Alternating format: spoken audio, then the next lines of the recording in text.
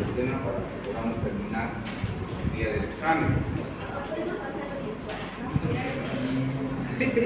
Sí, doctor. Por Zoom. Un Zoom y ya. Porque el examen lo habíamos quedado el día 19 de Sí, doctor. miércoles. 19. Acá tenemos la clase de hoy, jueves, viernes, lunes, martes. Sí, doctor. Tenemos 5 clases. Entonces vamos a ver la forma de poder empezar a pasar una clase virtual el sábado. Sí, doctor. Perfecto. Debe ser en la mañana. Sí, doctor. Bien, con el tiempo medido. Se nos va a alcanzar, pero queremos no generar la suerte. Sí, doctor. Muy bien. Pero de confirmarse o de descartarse el pago cívico nos va a dar bien el tiempo.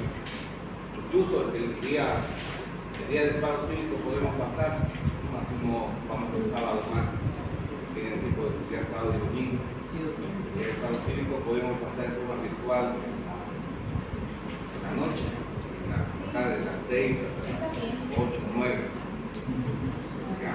Ya tengo una cuenta que no se corta. Podemos hacer su corrido. Bueno, entonces jóvenes, hemos quedado ayer en este tema de las lesiones por arma de fuego. Eso ustedes ya sea que se encuentren en Bolivia o en el exterior vayan a ejercer su profesión como médicos. Esto de las heridas de arma de fuego lo van a ver siempre. Y siempre van a haber lesiones por arma de fuego que van a llegar al consultorio o a emergencia y van a querer, decimos vulgarmente aquí, van a querer tumbarlos, van a querer engañarlos, haciendo pensar que esas lesiones son por otra causa que no sean una herida por arma de fuego. Y por eso la utilidad de reconocer lo que es una herida por orificio, o sea, por orificio de entrada en el juego, por orificio de salida, porque en el caso de que ustedes se equivoquen, después pueden ser investigados, pueden ser incluso denunciados por complicidad.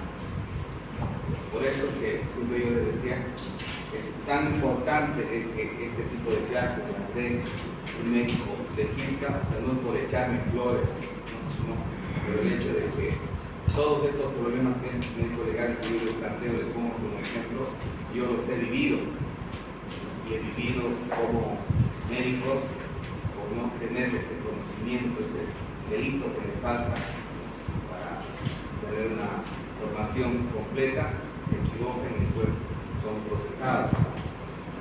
Y solamente en el departamento de Santa Cruz hemos tenido alrededor de 8 casos de personas que han atendido a personas con lesiones de arma de fuego, médicos, y que les han hecho pasar gato por liebre, llegaron con la herida, mintieron al médico. No estaban caminando por la calle cuando por el monte, normalmente son que se dan por temas de narcotráfico, por temas de arreglo de cuentas, arreglos personales que llaman las penas de las personas ligadas al narco, ligadas a las mafias. ¿No? Porque es bueno que ustedes sepan que las mafias están en Bolivia. El gobierno todo el tiempo nos para mintiendo, para haciendo propaganda de que Bolivia es una taza de leche, que todo está bien, todos estamos felices, pero todo lo que vivimos ahora sabemos que no es así. Y lo que sí ustedes pueden ver, se da cada vez la pobreza, la escasez por día en Bolivia y en Santa Cruz ha aumentado la tasa de criminalidad, de robos. El año pasado, más o menos en estas mismas fechas, estábamos alrededor de 5 a 8 robos al día. Estamos carteras, todos al vuelo. En este momento estamos cerca a 20 por día. Por eso que yo cuando inauguramos esta clase, el doctor dijo que si entrábamos un poco más tarde, nos quedemos hasta las 10. Yo le dije que no, que primero yo iba a ver la forma de regular el tiempo para que terminemos a las 9, para que ustedes se vayan no tan tarde, no corran el riesgo de ser asaltados, porque los asaltos están a la orden del día, ya han aumentado. Por eso digo, por lo menos de 20 a 30 por día en la ciudad, solo en la ciudad de Santa Cruz. Y eso nos habla de un índice alto de pobreza, porque hay gente que no encuentra trabajo, gente que trabajaban de meseros, trabajaban de albañiles, trabajaban en distintas ocupaciones, pero ahora no hay trabajo. Las empresas se han cerrado, muchas empresas, restaurantes, incluso el tema de Yango, de moto, de pedidos ya, ellos mismos en cuenta que tenían más gente que trabajaba en las motos, en los delivery. Ahora hay menos, porque también menos personas que necesitan. La gente prefiere quedarse a su casa a cocinar un huevo, un arroz, no le alcanza para hacer el pedido. Entonces todo eso ha hecho que mucha gente esté sin empleo, esté en la calle. Pero esa gente tiene que comer, tiene que llevar sustento a su familia. Y como no tiene ninguna profesión, ningún título, simplemente no hay trabajo, pues se están dedicando al delito. Entonces, ha aumentado el índice de criminalidad altísimo.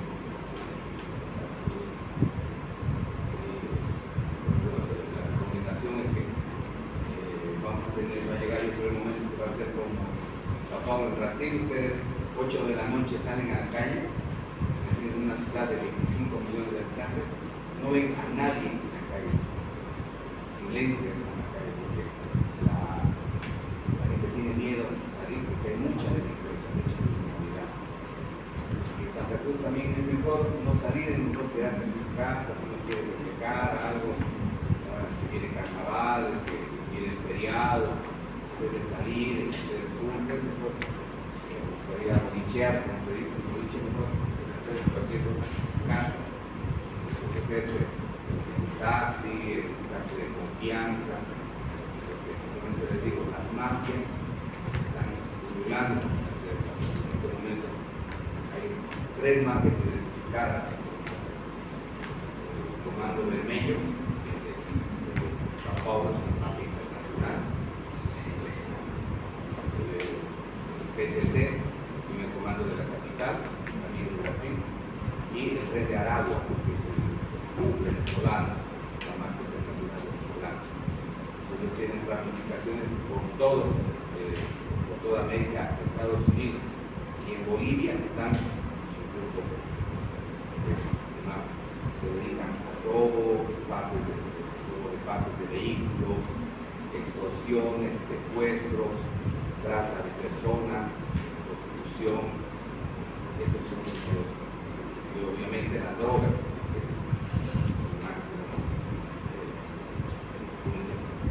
Ellos obtienen sus ingresos. Entonces, en muchos de estos casos se producen tiroteos entre bandas rivales y muchos de esos casos llegan a las emergencias. Claro que como son peleas entre bandas rivales, a ellos no les conviene que esto sepa la policía, porque ellos siempre actúan al margen de la justicia. Ellos hacen su justicia por su cuenta, por eso se dice ajuste de cuenta. Significa que es un arreglo entre mafias. Una mafia le roba a la otra, le entrega a la policía. Entonces, mientras menos intervención haya de la policía, mejor. Muchos llegan a los consultorios médicos y le dicen: no, se escuchó con un fierro, estaba yendo por el monte, estaba cazando y se escuchó con un fierro. Porque en realidad es una herida de fuego. Llega el momento en que el médico lo revisa y le cree, ¿no? Dice: así, dice que un chunchón con un fierro, anota eso en la historia clínica, y y le da de alta al paciente. Después la policía haciendo un seguimiento, pues se captura a los que han intervenido en el tiroteo y van haciendo seguimiento. ¿Dónde lo atendieron a este paciente? ¿Dónde llegó primero? En tal clínica. A ver, ¿por qué no fue y denunció? Ojo, todas estas heridas o lesiones de arma de fuego tienen que ser denunciadas obligatoriamente. Nosotros como médicos tenemos la obligación de denunciar. Por más que el paciente lo diga, por favor, no quiero que sepa nadie, no diga nadie, solamente cúreme, le voy a pagar lo que sea y me voy a ir. Pero no diga nada. Nosotros no tenemos ni siquiera que preguntarle al paciente, ¿quiere que denuncie o no quiere que denuncie? Denuncia obligatoria. Recuerden el 2019 cuando hubo los tiroteos y la matanza, cuando hubo el fraude electoral. Ustedes saben, igual que yo, que no hubo golpe, hubo un fraude electoral, hubo una renuncia, hubieron varios muertos y en esos muertos llegaron varias personas que llegaron con heridas de arma de fuego, en el norte entero, y llegaron a un hospital. Los médicos, 3 médicos que atendieron a esa persona, no denunciaron, simplemente los atendieron. Claro, ellos tenían sus intereses de por medio en el aspecto de que los muertos que han habido en 2019, eso es bueno que ustedes lo sepan, fueron la mayoría victimados por la misma gente que los mandaba. Por eso que en el peritaje que nosotros hicimos en forense, descubrimos que los disparos venían de atrás hacia adelante. Entonces no se produjo como tal un enfrentamiento, como ellos dicen, ¿no? Porque por este lado venía la gente del MAS y por este lado estaban las fuerzas policiales, los militares, en esa dirección. Entonces, en este lugar cayeron las personas que fallecieron, pero lo extraño que nosotros después descubrimos es que las personas que habían fallecido, obviamente si hubiera sido por un enfrentamiento y por proyectiles militares, las heridas hubieran venido de frente. Entonces, las lesiones estuvieran en la parte anterior del cuerpo. Nosotros descubrimos que en más de la mitad de los casos las heridas venían de atrás. La gente de ellos mismos, nosotros tenemos la teoría que fueron sicarios venezolanos o cubanos que fueron contratados para hacer lo que siempre han hecho durante toda la revolución y todas las guerras que han intervenido comunistas, socialistas, que es armar escenarios caóticos para echar la culpa a terceras personas. Ustedes saben que siempre este tipo de regímenes comunistas, ellos tienen que fabricar enemigos para sostenerse en el poder. Lo mismo hizo Kim Jong-un, hizo Mao Zedong, hizo Stalin, todos esos líderes autoritarios. Ellos, para mantenerse en el poder, tienen que fabricar 2 enemigos, un enemigo interno y un enemigo externo. Los enemigos internos generalmente son los ricos, no se echan la culpa. Los ricos, los terratenientes, en este caso los gambas, la culpa a nosotros. Poner un enemigo para enfrentar, para distraer la pobreza, para distraer su corrupción de ellos, para distraer la mala gestión que ellos están teniendo como gobierno. Lanzan bombas de humo. Esas bombas de humo son un enemigo interno y un enemigo externo, que todo el tiempo para fabricando enemigos externos. Fabricaron un enemigo externo que era Chile. En Chile ya hace tiempo, desde el año 1904, en que se firmó la paz definitiva entre Bolivia y Chile. Chile no es más enemigo de Bolivia. Es más, los chilenos se ríen cuando se habla de un enfrentamiento en Bolivia. Porque ellos dicen que ellos tienen sus fuerzas armadas tan preparadas, tienen el segundo ejército más poderoso de Sudamérica, los chilenos. Por eso ellos dicen, a modo de chiste, ¿no? Si hay una pelea, si hay una guerra en Sudamérica, contra Sudamérica, dicen, a Brasil le vamos a ganar con la fuerza aérea, a Argentina le vamos a ganar con la fuerza naval, a Perú le vamos a ganar con el ejército y a Bolivia con los Boy Scouts. Así menosprecian a Bolivia porque saben que el ejército boliviano es el más pobre de Sudamérica, no tiene poder militar porque sabemos que las autoridades lo último que piensan es en defensa y defender nuestro país. Entonces, desde el año 1904 Chile no es más enemigo de Bolivia ni va a ser, no tienen interés en poder hacer. Todos quieren quedarse con los territorios que nos quitaron y nada más. Pero ellos fabricaron este enemigo externo a partir de un juicio de la Haya por tener normalmente una salida más. Pero todos los que sabemos algo de historia sabíamos que eso iba a quedar en nada, que no íbamos a tener, que la Haya no nos iba a dar razón. Pero ellos fabricaron ese enemigo externo para tenerse vigentes en el poder durante años, trayéndonos de la atención principal que son los problemas.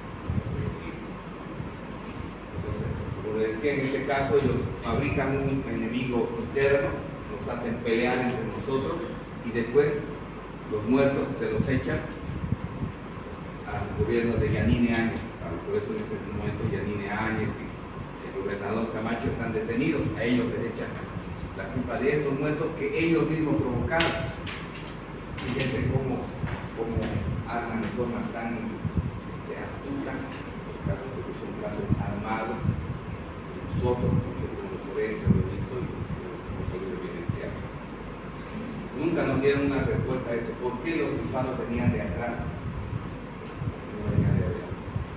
Y dos de estas personas que fueron heridas, cayeron en un hospital que estaba administrado por cubanos, que ellos en vez de dar la denuncia, lo respondieron. ¿Por qué? Porque estas dos personas lesionadas eran extranjeros, no eran bolivianos. Ellos querían evitar que nosotros descubramos que ellos habían caído sicarios tratados del exterior. Los detuvieron, pero después la policía hizo un seguimiento. Los responsables fueron detenidos, 3 médicos fueron presos, tuvieron detención por no haber denunciado. Y esos 3 médicos eran dos bolivianos que habían estudiado en Cuba y un cubano. Dieron la orden expresa de dónde desear responder a esos heridos. Entonces, por eso es bueno que ustedes sepan reconocer este tipo de lesiones para que ustedes no se metan en los problemas cuando tengan una persona que venga con este tipo de heridas. Bueno, habíamos visto los disparos, como será. Entonces, en la descripción que se da de las lesiones, de las heridas por armas de fuego, tenemos primero un orificio de entrada, que normalmente es único, tiene una forma circular, puede ser múltiple en caso de que sea con disparos de escopeta. Entonces, un primer componente que se encuentra en esta lesión es la zona de Fish o halo de Fish, que se llama.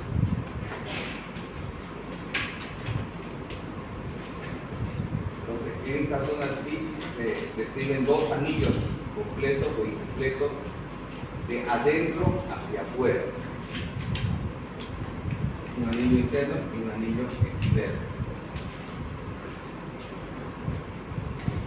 Primero es el anillo de enjugamiento o halo de limpieza y después está el halo de contusión. A esto se debe a los mecanismos de contusión de la piel por el proyectil y choque. Después tenemos la zona de erosión por distensión de la piel, zona más externa. Esto se debe al frotamiento, a la frotación del proyectil sobre la piel definida, que se llama la lesión en dedo de guante. Y también se debe a la limpieza del proyectil a su paso por el edificio, de la suciedad que puede llevar. Después tenemos una zona de tatuaje verdadero, que está constituida por los fragmentos de pólvora no deflagrada, por eso se llama tatuaje verdadero, que se ve como una zona de un tatuaje alrededor.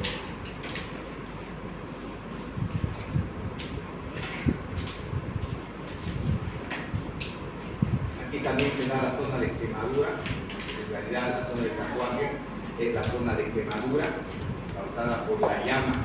Eso, cuando se da un disparo de proyectil de arma de fuego a corta distancia, por eso se llama zona de tatuaje verdadero. ¿Por qué se llama zona de tatuaje verdadero? Porque cuando uno lo lava con agua oxigenada, con solución fisiológica, con cualquier sustancia, no desaparece. Por eso se llama zona de tatuaje verdadero. Y tenemos después la zona de tatuaje falso, que está más en forma externa, que se llama tatuaje falso, porque esto sí, incluso con el dedo uno lo pasa y desaparece, por eso se llama tatuaje falso. Entonces, a esta zona también se llama zona de ahumamiento o zona de esfumamiento, que llaman los españoles, o zona de Chavigny. Eso se debe al depósito de los productos de la combustión de la pólvora, que van a ensuciar, también al humo que se deposita por fuera del tatuaje verdadero. Y esto desaparece con el lavado, por eso es que se llama zona de tatuaje falso. ¿Por qué? Porque desaparece con el lavado. Todas esas zonas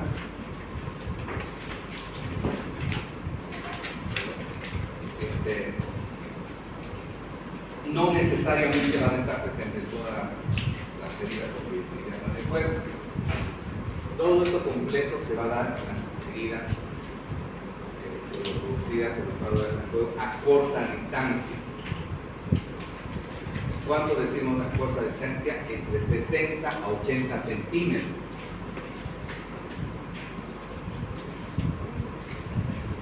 O sea, ni a un metro. Estamos hablando más o menos aquí. Más de eso, una distancia mayor, la calidad del tatuaje, la calidad del falso tatuaje, la calidad del halo de fish, todo eso va a desaparecer.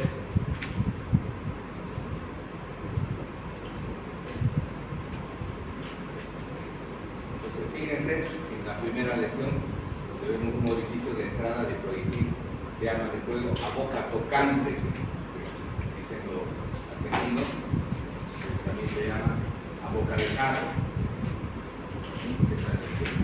donde todo esto que hemos visto se va a observar. Y sobre todo se va la zona de tatuaje verdadero, se da de forma bien marcada, porque como se dice, era a boca tocante, el cañón del arma estaba en contacto con la piel y produce una quemadura. Después todos estos elementos los vamos a ir distinguiendo, ¿no? De los de fish, tatuaje falso, tatuaje verdadero, todo eso. Ahora fíjense lo que es la diferencia entre un orificio de entrada y un orificio de salida. Entonces la teoría nos dice que el orificio de entrada siempre va a ser más pequeño. Generalmente va a ser circular, porque es el lugar donde está entrando el fuego. Puede tener un tamaño de 0,5 o 1 centímetro, o máximo que puede tener hasta 1,5, estamos hablando de armas de fuego de gran potencia, pero no va a ser más grande. 1 centímetro, por lo menos en la experiencia, es lo máximo que se puede. Normalmente el orificio de entrada es pequeño, porque se hace. A diferencia del orificio de salida. El orificio de salida, su forma ya es más irregular, incluso puede ser estrellada. Una herida en medio.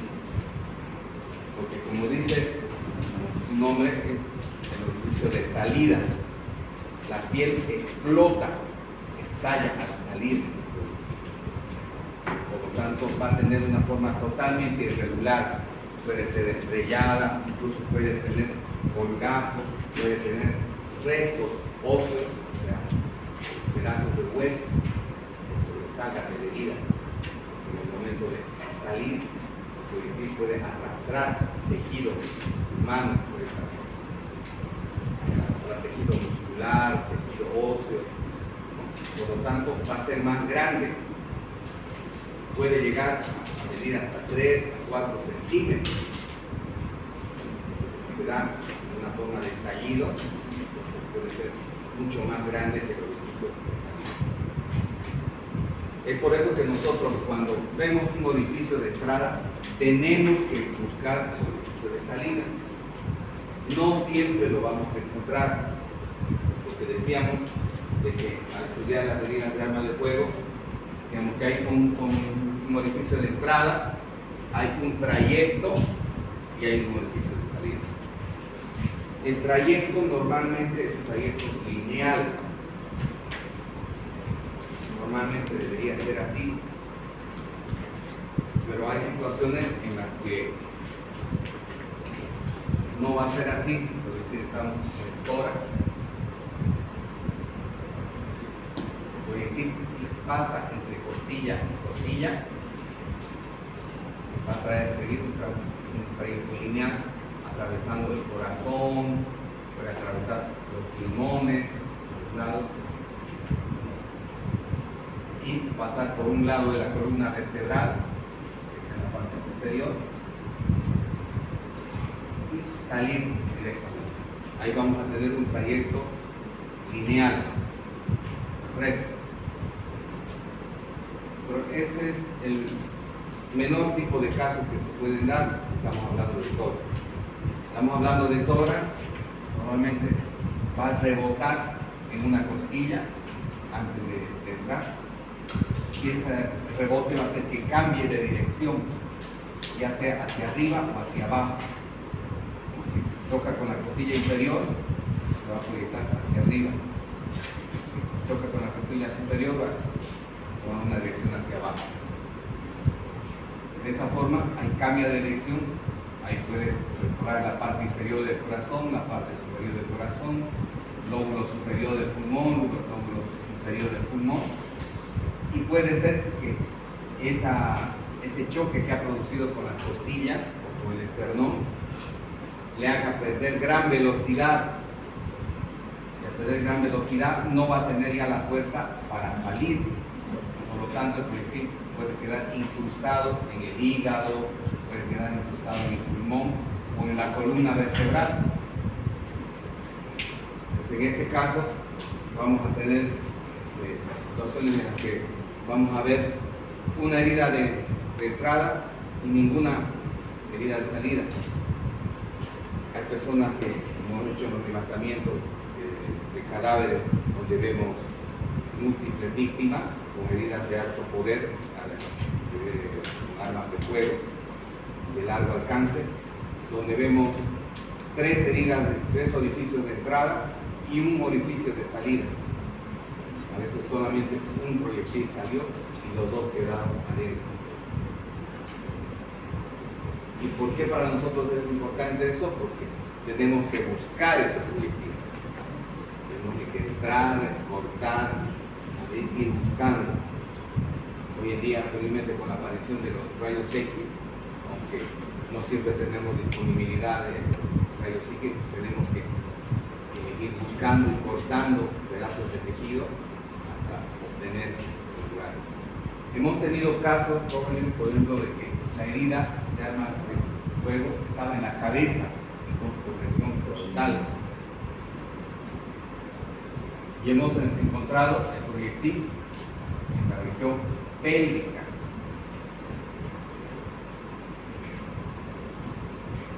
Entonces la policía mismo no podía creer, sino que orificio de entrada justamente estaba en la frente.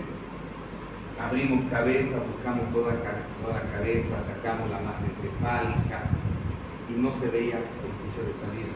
Se veía cerebro totalmente dañado, perforado, gran hemorragia intracraneal, pero no se observaba el orificio de salida, ni el proyectil. Sacando radiografías, hemos tenido que ir buscando el cuello, tórax, abdomen, en el abdomen inferior, en la región de la pelvis hemos encontrado. ¿Cómo se puede explicar eso? Por la embolización. Un vaso sanguíneo, un proyectil puede entrar al cuerpo humano y meterse a una arteria importante y viajar a través de esa arteria hasta su destino final, hasta que pierde velocidad y se aloja en una parte del cuerpo. Son casos relativamente frecuentes, por eso es que no tenemos nosotros que descartar ninguna posición, ninguna situación en la que no encontramos orificio de salida, es decir, se perdió, no hay, tenemos que sí o sí encontrar eso, porque esa es la prueba que uno va a permitir hacer con balística. Ojo, que todo proyectil, por más que se pierde, nosotros lo encontramos, lo tenemos que mandar al laboratorio para que la policía, una vez haga el secuestro de su supuesta arma que ha producido el disparo, hagan una comparación microscópica del proyectil con el cañón para ver si corresponde el tipo de cañón al tipo de proyectil. Esas pruebas de balística nos permiten saber con exactitud si esa arma ha disparado ese proyectil, por lo tanto si esa persona ha sido el autor o la autora de ese disparo.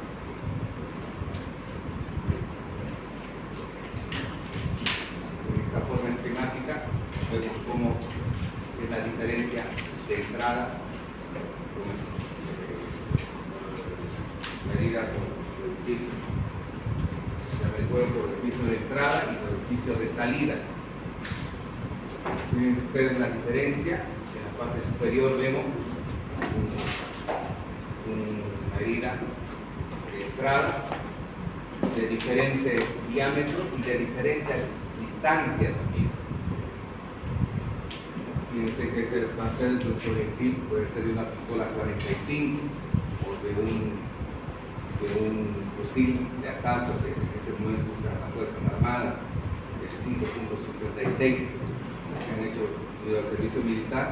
Saben que aquí manejamos la 5.56, que es el fusil de asalto, que va a tener ese tamaño más o menos. Cuando hablamos ya de un arma de 9 milímetros, una pistola de determinado tamaño, sería, y este orificio sería más o menos equivalente a un rifle 22 o una pistola 22, que es el de menos calibre que existe actualmente en nuestro medio.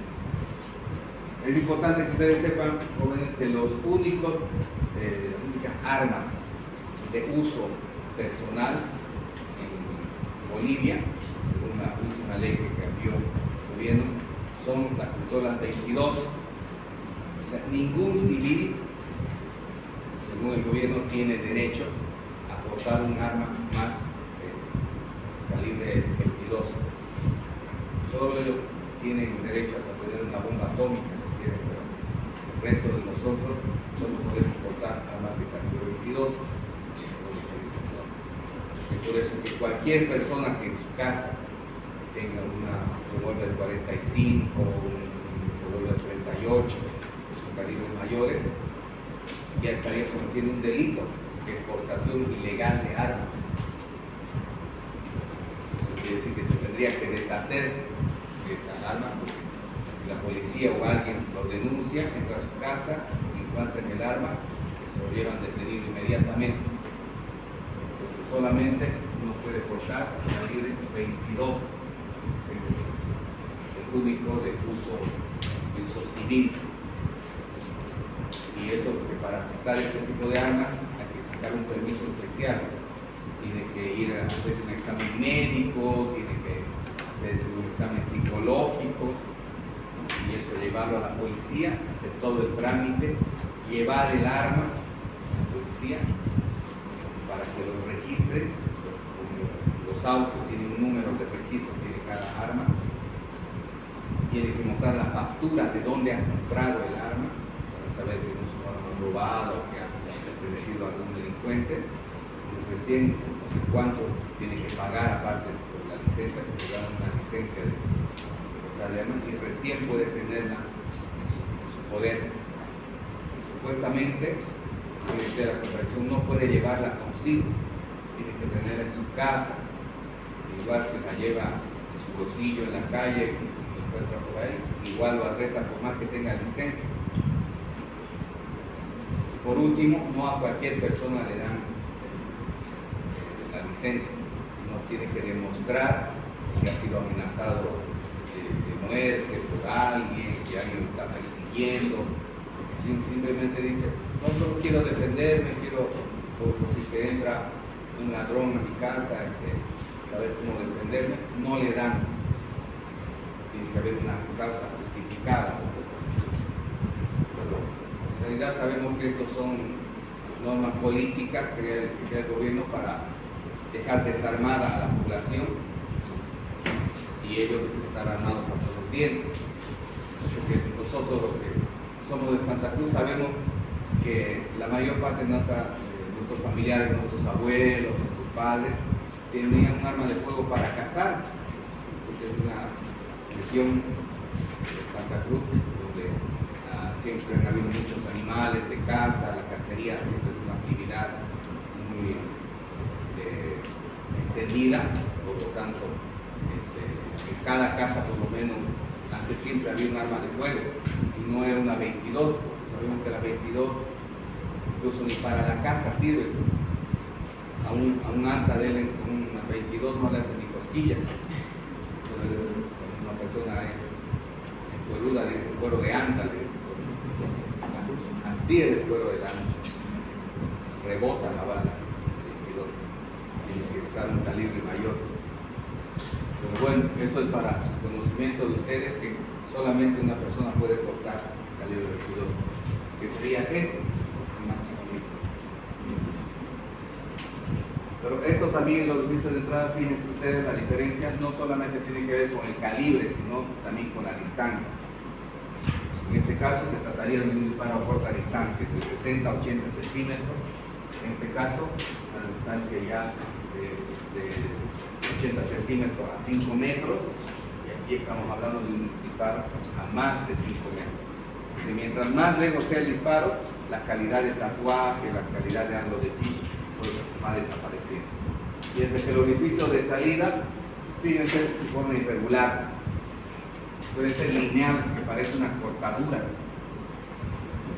puede ser ligeramente redondeado, puede ser estrellado, puede tener todas las formas que ustedes se imaginen, y eso nos permite distinguir cuál es el orificio de entrada y cuál es el orificio de salida.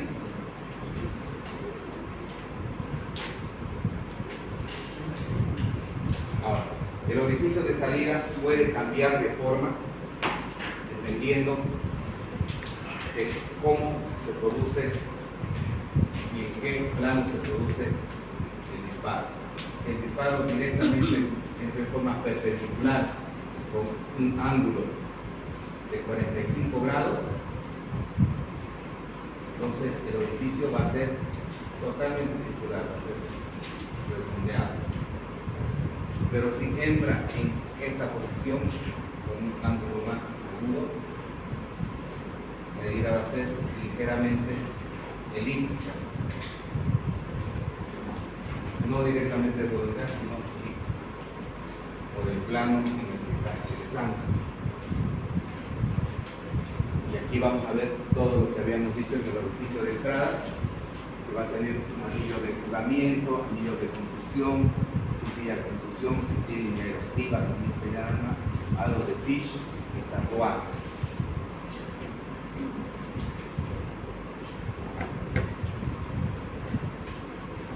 Ese negrito sería el tatuaje.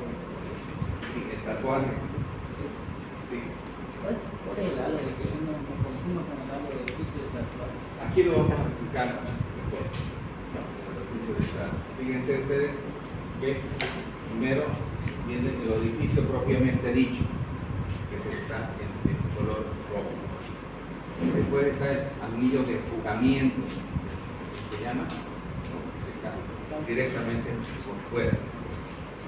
Después tenemos el anillo de contusión, ¿no? Que está por fuera. El anillo de chamuscamiento, que también llaman en algunos lados, que ya tiene que ver con la pólvora no desflagrada, la zona de ahumamiento, la forma más externa, y el tatuaje de pólvora, ¿no? Que es el tatuaje, el falso tatuaje. Se llama.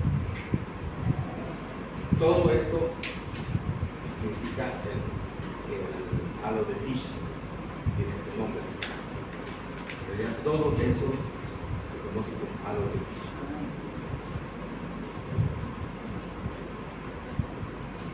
¿Hasta qué distancia se puede ver toda ese anillado? A los 80 centímetros. Dependiendo de la bibliografía que vean, 60 dicen los españoles, 80 dicen los argentinos.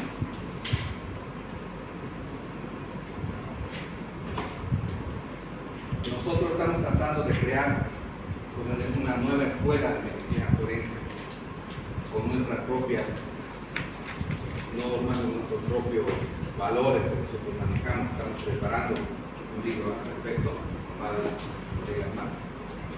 Como verán, la mayor parte de los libros que nosotros utilizamos tienen que ver con la escuela argentina, la escuela española, la escuela costarricense, que también es muy buena, el libro de Vargas Alvarado, y también la escuela colombiana.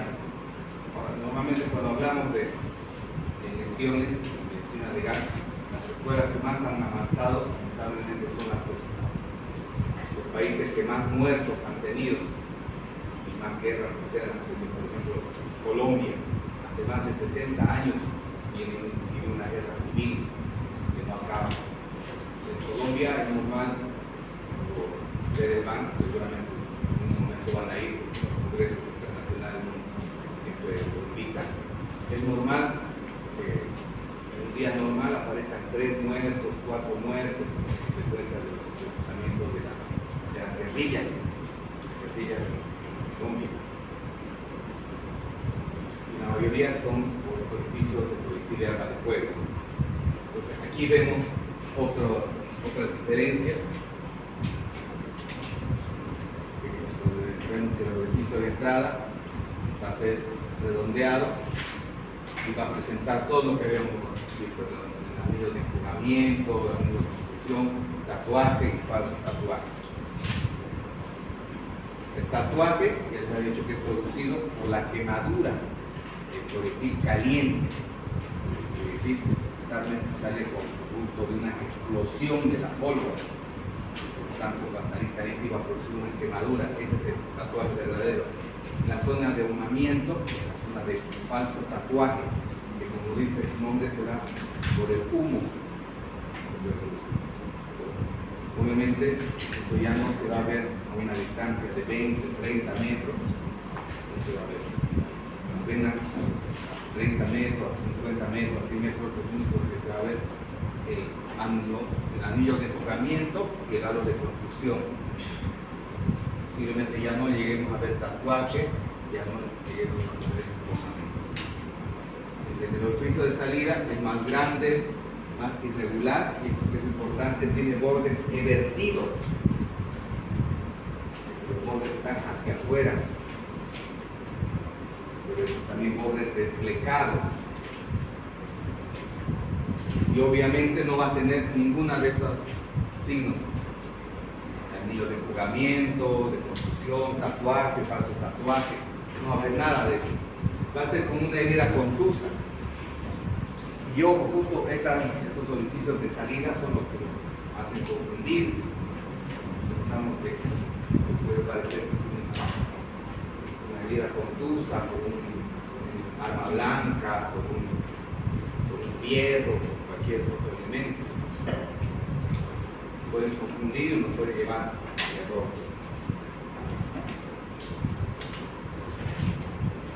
Hay un signo que se manifiesta, que es el signo de Buch-Gardner, que es una zona rojiza, demasiado incluso escoriada, que se produce por el contacto del cañón con la piel. Esto se produce en los disparos por contacto. Se produce por el calor excesivo del cañón que está en contacto con la piel, que va a dejar esa impronta. Impronta significa esa huella. Nosotros hablamos de huella, nosotros en medicina legal no decimos huella, decimos impronta. Esa palabra es bien importante utilizarla en medicina. Es decir, huella es impronta.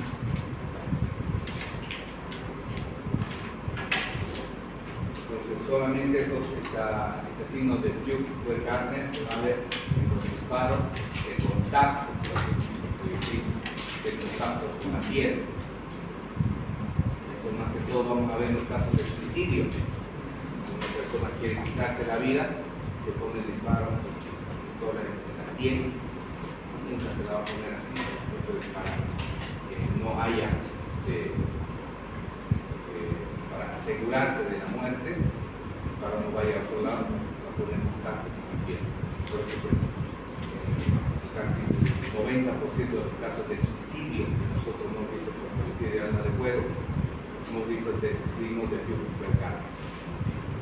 En los casos que no hemos visto y que supuestamente eran suicidios, después hemos descubierto que eran falsos suicidios, que en realidad se trataba de que alguien los había matado, después les había puesto el arma en la mano para que simulara un suicidio, pero no era suicidio.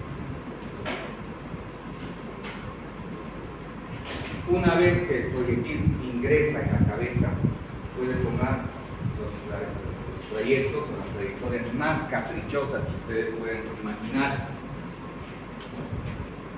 De la cabeza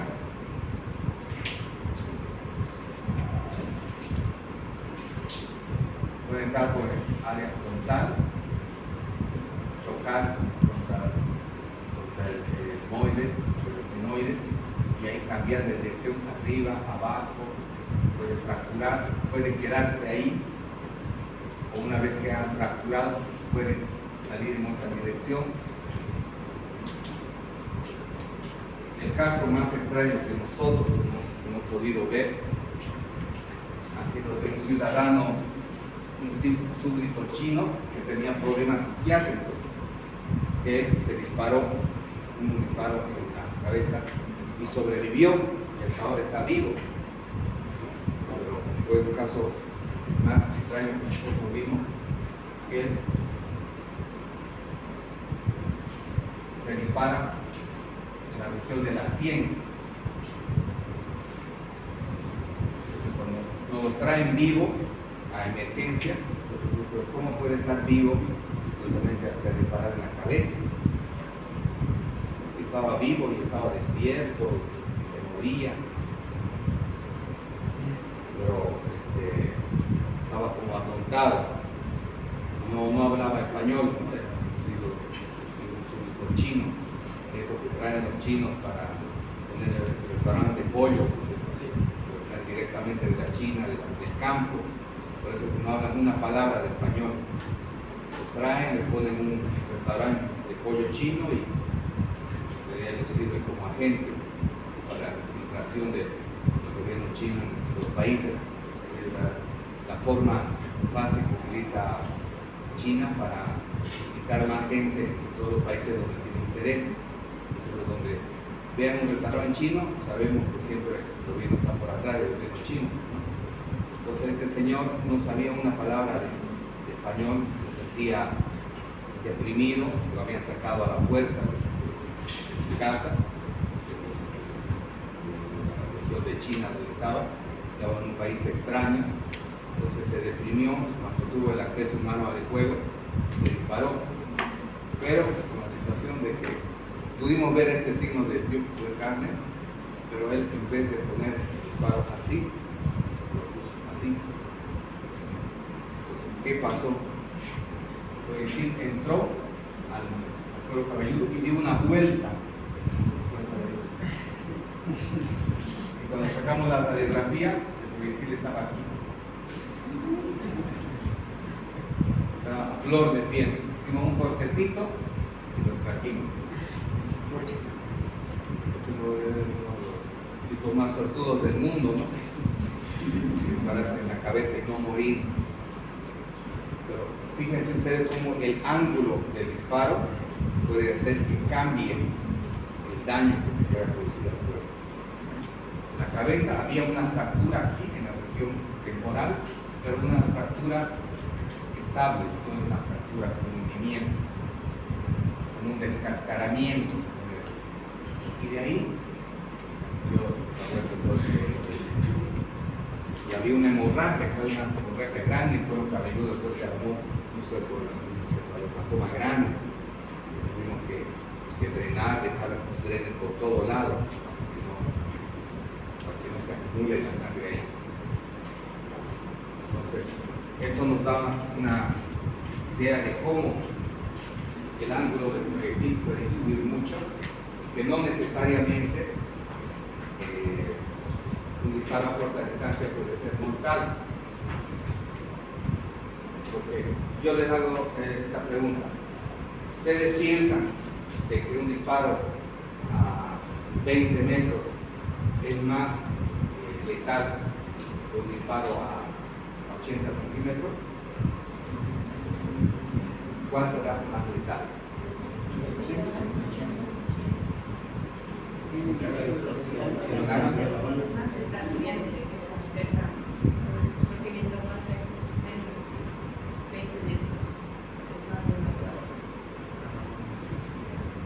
Acuérdense de clase de física en colegio. En colegio llevamos física, ¿no? También llevamos eso. La velocidad de un proyectil cuando se dispara es constante desde el momento que sale hasta que llega. Entonces, ¿cuándo es más veloz? ¿Cuándo es más lento? Al inicio. ¿Al inicio es más lento o es más? Al inicio es más rápido.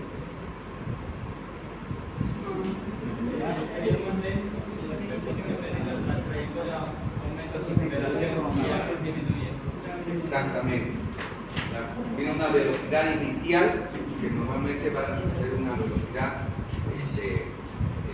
no la máxima velocidad, pero va a ser una velocidad de ataque que se llama, que tiene una fuerza, pero que no es la máxima velocidad. La velocidad máxima va a ser la velocidad media. Entonces hay una fórmula que nos enseñaban en física. Bueno, la velocidad media y después la velocidad final, que va a ser la más lenta. Por eso, en este caso de estos ciudadanos chinos, nosotros los presentamos en un congreso científico, justamente en Cartagena de Indias, en Colombia, incluso que fuimos, que quedaron todos asombrados, lo preguntamos y decían, pero ¿cómo fue que no murió? A corta distancia. La explicación más grande era que, y más importante, era que el proyectil, al salir del arma, todavía no alcanza una velocidad de ataque profundo que vaya a perforar una estructura dura como el hueso. Entonces, eso ha hecho, eso y el ángulo del disparo ha hecho que no haya alcanzado su velocidad total. Pero si este disparo hubiera sido unos 60, 80 centímetros, me hubiera volado la cabeza. Por más que haya estado en ese grado de intención, hubiera llegado y no hubiera rebotado, hubiera entrado destrozando. Por eso es importante saber que todas las armas de fuego, los fabricantes, ustedes entran en internet y lo dicen, por ejemplo, la pistola 22 tiene un alcance máximo de 50 metros, pero a 50 metros, si le disparan y le llega, puede ser de que no penetre la piel, que simplemente haya una lesión, la piel penetra superficialmente y no perfore la piel. Su alcance efectivo va a ser 40 metros, por ejemplo, la pistola 22, y cada arma tiene su clasificación.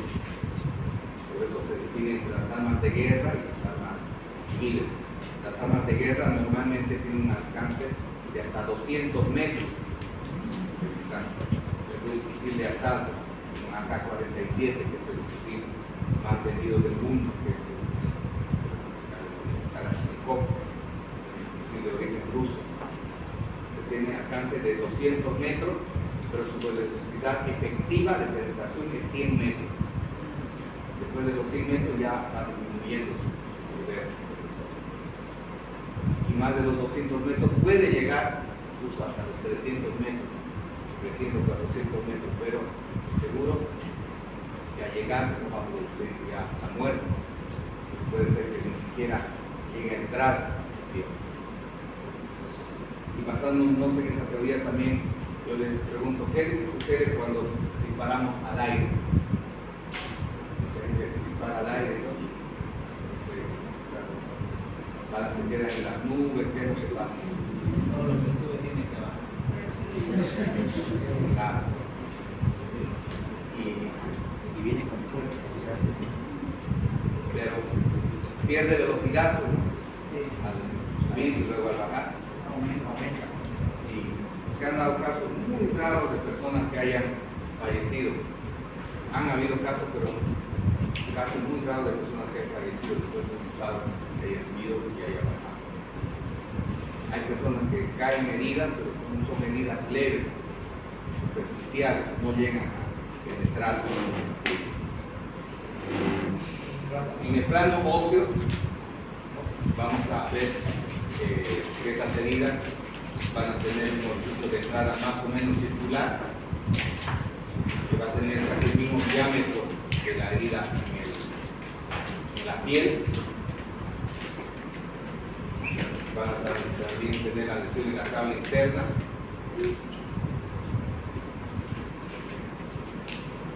Y aquí se puede dar el signo del embudo, dependiendo de la fuerza del proyectil. Puede llegar a producirse en tabla interna.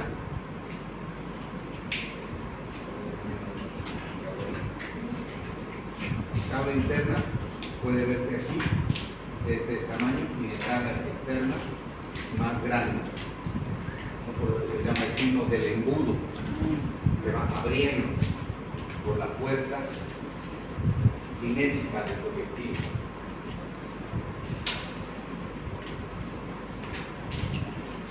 El cuestionamiento que tenemos que hacernos nosotros en lo que es la medicina es la etiología.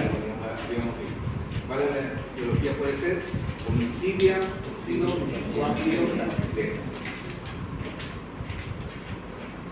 Entonces, cuando nosotros vemos una herida, tenemos que determinar cualquiera de las tres etiologías.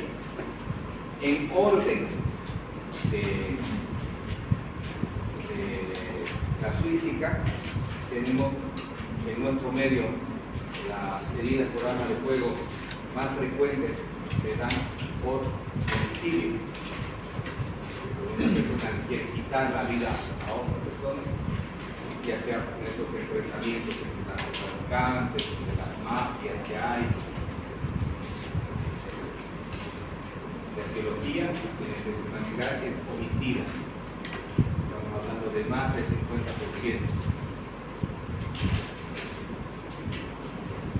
Después hablamos de más o menos 30% que puede ser suicida, personas que tienen un arma de fuego a su alcance y quieren quitarse la vida utilizando esa arma de fuego.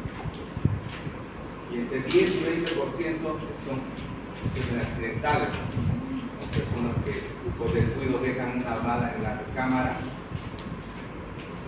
no vacían. Todo lo que sabemos usar arma de fuego, sabemos que en el momento después de usar un arma de fuego tenemos que fijarnos bien que no haya quedado un proyectil una bala en la recámara. La recámara es la parte que está lista para el disparo. Hay que vaciarla.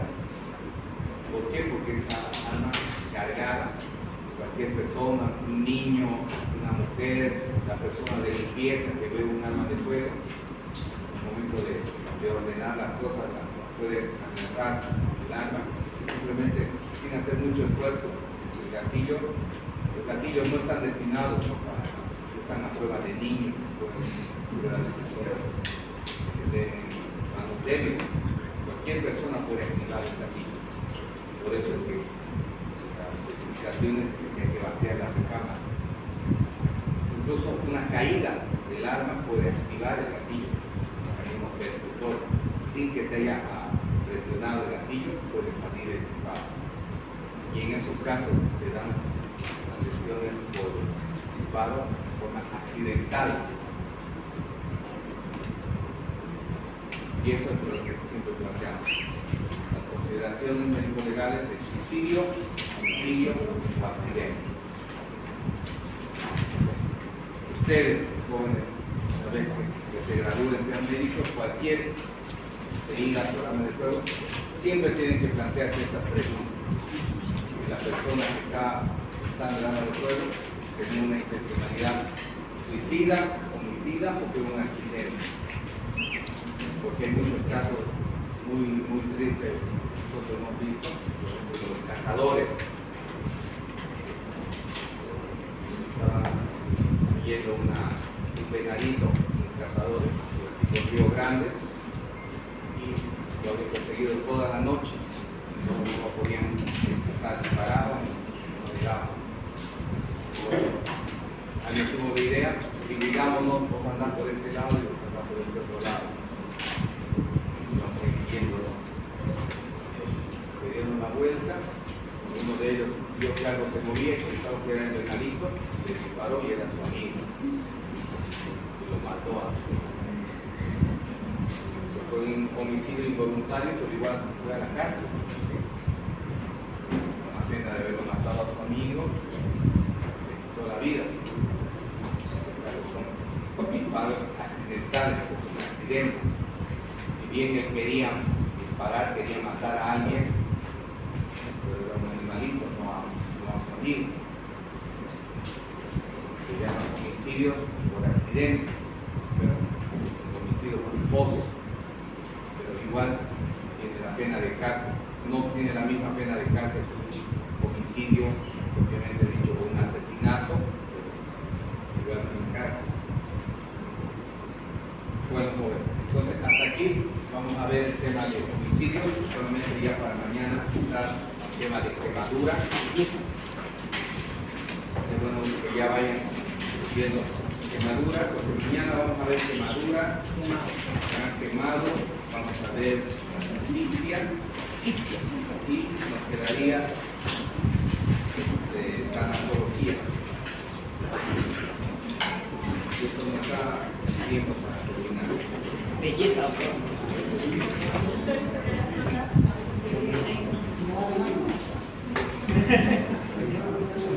El viernes